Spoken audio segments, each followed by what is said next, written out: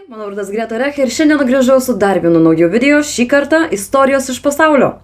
Labai senai dariau temą istorijos iš pasaulio. Ir šiaip turbūt pastebėjote, jog pasidariau šiokią tokią pauzę šį mėnesį. Kas, kodėl, kaip, kada, kodėl, ta prasme, nekėliau video ir kodėl buvo padaryta tam tikra pauzė, yra paaiškinta pas mane paskutiniam vlogė. Savo vlogus keliu tik tai Contribui, kaip ir visus kitus video, tačiau į YouTube keliu rečiau. Ok, Montic Project, šiandienos video tema.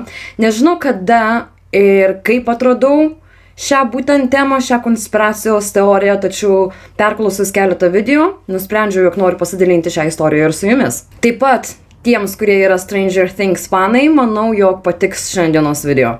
Paaiškėjo, kad Netflix mokslinės fantastikos hitas Stranger Things yra labai panašus į tariamą realų vyriausybės eksperimentą, žinoma kaip